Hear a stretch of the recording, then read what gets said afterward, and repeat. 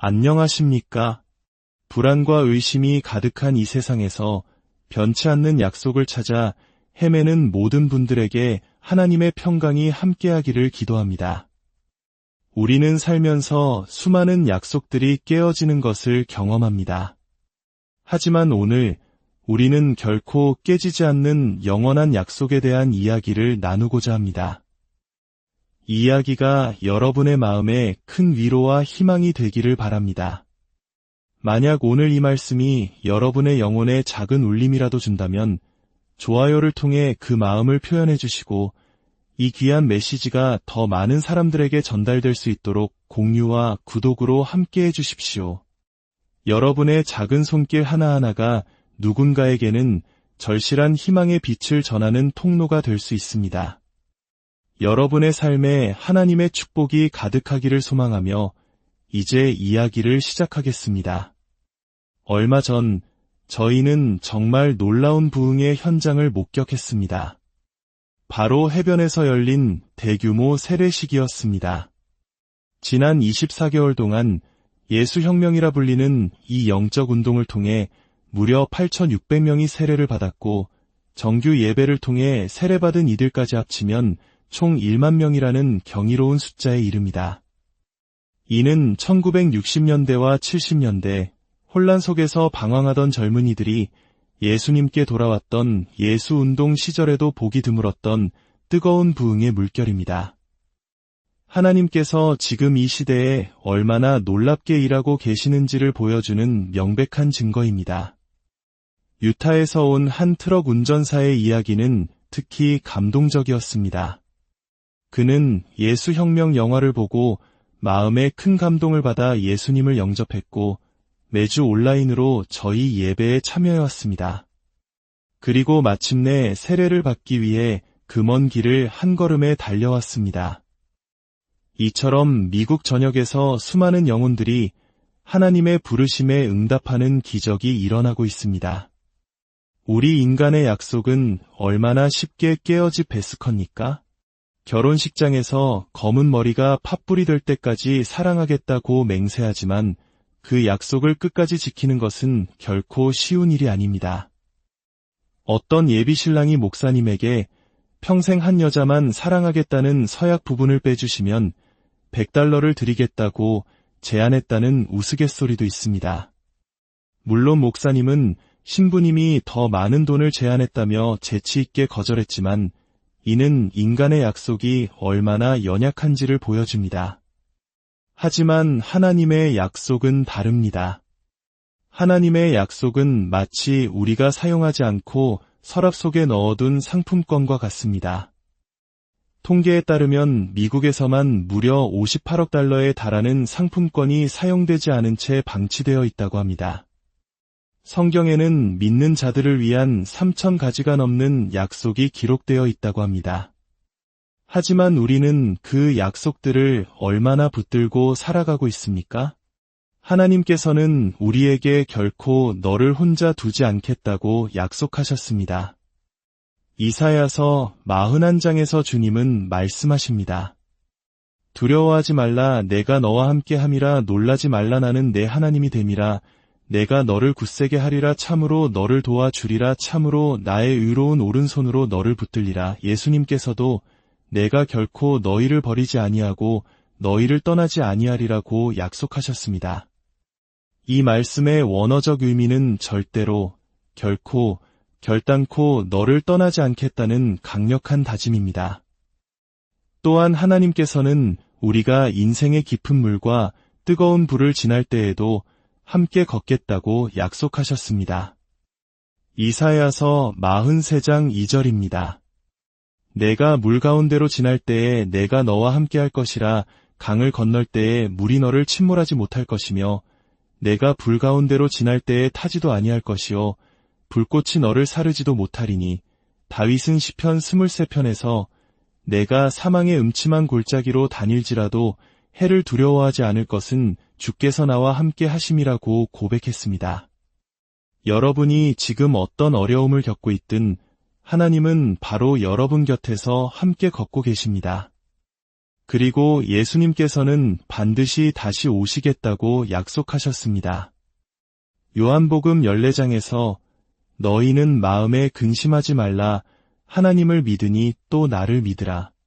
내가 너희를 위하여 거처를 예비하러 가노니 가서 너희를 위하여 거처를 예비하면 내가 다시 와서 너희를 내게로 영접하여 나 있는 곳에 너희도 있게 하리라고 말씀하셨습니다. 성경에는 예수님의 재림에 대한 예언이 수없이 반복됩니다. 신약 성경 30절마다 한 번꼴로 총 300번 이상 언급되며 예수님께서 직접 당신의 재림에 대해 말씀하신 것만 해도 최소 21번에 이릅니다. 하나님께서 우리에게 무언가 중요한 메시지를 반복해서 강조하고 계신 것이 분명합니다. 하나님께서 약속을 지키신다는 가장 확실한 증거는 바로 그의 선택받은 백성, 이스라엘 민족의 역사 속에 있습니다. 로마서 9장부터 11장을 읽어보면 하나님과 유대 민족 사이의 특별한 관계를 명확히 알 수 있습니다. 하나님께서는 히브리 민족의 조상인 아브라함과 첫 언약을 맺으시며 창세기 12장에서 이렇게 약속하셨습니다. 내가 너로 큰 민족을 이루고 내게 복을 주어 내 이름을 창대하게 하리니 너는 복이 될지라 너를 축복하는 자에게는 내가 복을 내리고 너를 저주하는 자에게는 내가 저주하리니 우리가 오늘날 가지고 있는 많은 것들이 유대 민족을 통해 왔습니다. 우리가 읽는 성경이 그들을 통해 전수되었고 우리의 구원자이신 메시아 예수 그리스도께서 유대인으로 이 땅에 오셨습니다. 하나님께서는 그들과 맺은 약속을 지키셨으며 우리와 맺은 약속 또한 반드시 지키실 것입니다. 성경은 하나님은 사람이 아니시니 거짓말을 하지 않으시고 인생이 아니시니 후회가 없으시도다 라고 선포합니다. 그렇다면 유대인이 아닌 우리는 어떻게 이 약속에 참여할 수 있을까요? 바로 접붙임의 원리를 통해서입니다. 로마서 11장 17절은 말합니다. 또한 가지 얼마가 꺾이었는데 돌감람나무인 내가 그들 중에 접붙임이 되어 참감람나무 뿌리의 진액을 함께 받는 자가 되었은즉 우리 이방인들은 본래 야생 올리브나무 가지와 같았지만 예수 그리스도를 믿음으로 말미암아 참 올리브나무인 이스라엘에 접붙여져 하나님의 풍성한 약속의 진액을 함께 누리게 된 것입니다. 그렇기에 우리 그리스도인들은 우리 믿음의 뿌리가 된 유대인들을 지지하고 축복해야 할 책임이 있습니다. 최근 이스라엘에서 벌어진 비극적인 사건들을 보며 우리는 그들을 위해 기도하고 실질적인 도움을 주어야 합니다. 저는 얼마 전 로스앤젤레스의 한 박물관에서 연설할 기회가 있었습니다.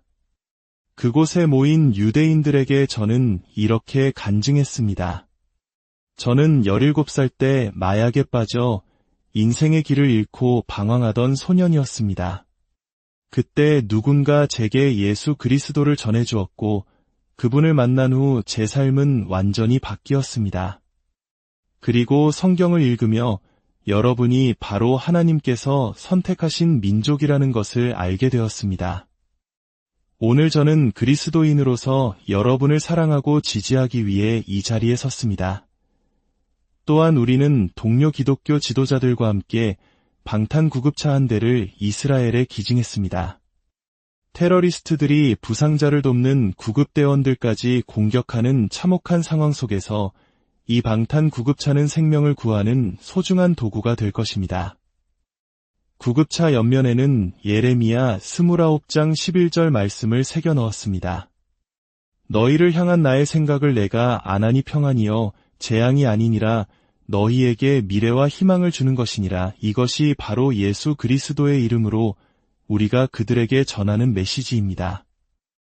우리가 이렇게 이스라엘을 지지하는 것은 단순히 아마겟돈 전쟁을 앞당기기 위함이 아닙니다. 우리는 예루살렘의 평화를 위해 기도하며 그 땅에 진정한 해결책이 임하기를 소망합니다. 하나님께서 아브라함에게 하신 약속, 너를 축복하는 자를 내가 축복하리라는 말씀은 오늘날 현대 이스라엘 국가에도 적용된다고 믿습니다. 그곳은 2차 세계대전과 홀로코스트의 끔찍한 비극 속에서 살아남은 유대인들이 돌아온 그들의 고향이기 때문입니다. 성경은 우리 이방인 그리스도인들이 유대인들로 하여금 질투하게 만들어 그들 중 일부를 구원하는 역할을 한다고 말합니다. 이것은 부정적인 의미의 질투가 아닙니다. 과거 제가 이스라엘에서 한 버스 운전사를 만났던 경험이 떠오릅니다. 그는 유대인이었지만 저와의 대화를 통해 제 안에 있는 하나님과의 관계를 보고 이렇게 말했습니다. 당신이 하나님과 맺고 있는 그 관계가 질투가 납니다. 그는 저를 자신의 집 안식일 저녁 식사에 초대했고 저는 그의 모든 가족 앞에서 예수 그리스도를 증거할 수 있었습니다. 바로 이것이 우리가 세상 속에서 보여주어야 할 모습입니다. 세상 사람들이 우리의 삶을 보고 저 사람이 가진 것을 나도 갖고 싶다고 말하게 만드는 것, 그것이 가장 위대한 전도입니다. 이스라엘은 마지막 때에 매우 중요한 역할을 합니다. 로마서 11장 25절은 이렇게 말합니다.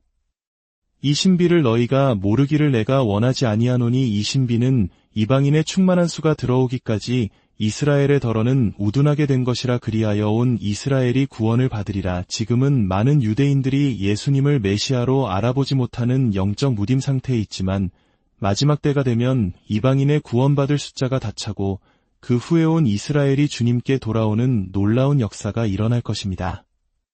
어떤 이들은 교회가 이스라엘을 완전히 대체했다는 대체 신학을 주장합니다. 하지만 만약 하나님께서 이스라엘과 맺은 약속을 깨뜨리신다면 우리와 맺은 약속인들 어떻게 신뢰할 수 있겠습니까? 하나님은 약속에 신실하신 분입니다. 에스겔 37장에는 마른 뼈들이 살아나 큰 군대를 이루는 환상이 나옵니다. 이는 흩어졌던 이스라엘 백성이 다시 그들의 땅으로 돌아올 것을 예언한 말씀입니다. 그리고 놀랍게도 1948년 5월 14일 이스라엘은 전 세계의 반대를 무릅쓰고 기적적으로 나라를 되찾았습니다. 이 사건은 마지막 때를 알리는 예언의 시계가 다시 똑딱거리기 시작했음을 의미합니다. 성경은 또한 마지막 때에 이스라엘이 전 세계로부터 고립되고 반유대주의가 극심해질 것을 예언했는데 우리는 지금 그 현상을 목도하고 있습니다. 그리고 성경은 곡이라 불리는 북방의 강대국이 이스라엘을 침공할 것이라고 예언합니다. 많은 성경학자들은 이 곡을 오늘날의 러시아로 해석하며 그 동맹국 중 하나인 바산은 오늘날의 이란을 가리킵니다. 이러한 일들이 아직 완전히 일어나지는 않았지만 성경의 예언은 정확하게 성취되어 가고 있습니다. 하나님께서는 바로 이방인의 충만한 수가 채워지기를 기다리고 계십니다. 어쩌면 지금 이 지구상 어딘가에 마지막으로 구원받아야 할 단 한 사람이 이 모든 역사의 열쇠를 쥐고 있을지도 모릅니다. 그 한 사람이 예수님을 믿는 순간 하늘의 문이 열리고 놀라운 사건이 펼쳐질 것입니다. 그것은 바로 교회의 휴거입니다. 휴거는 예수님께서 공중으로 강림하실 때 이미 죽은 성도들이 먼저 부활하고 살아있는 성도들이 그들과 함께 구름 속으로 끌어올려져 주님을 만나는 사건을 말합니다. 휴거라는 단어가 성경에 직접 나오지 않는다고 비판하는 사람들도 있지만 이는 헬라어 하르파조를 라틴어 라푸투루스로 번역한 것에서 유래한 신학 용어일 뿐 그 개념은 성경 곳곳에 명확히 나타나 있습니다. 휴거는 마지막 때를 살아가는 우리에게 세 가지 중요한 의미를 줍니다. 첫째, 그것은 우리에게 복된 소망을 줍니다. 사랑하는 사람을 먼저 떠나보낸 이들에게 이보다 더 큰 위로가 어디 있겠습니까? 어느 날 갑자기 눈 깜짝할 사이에 우리는 하늘에서 사랑하는 이들과 재회하게 될 것입니다. 둘째, 그것은 우리에게 위로를 줍니다.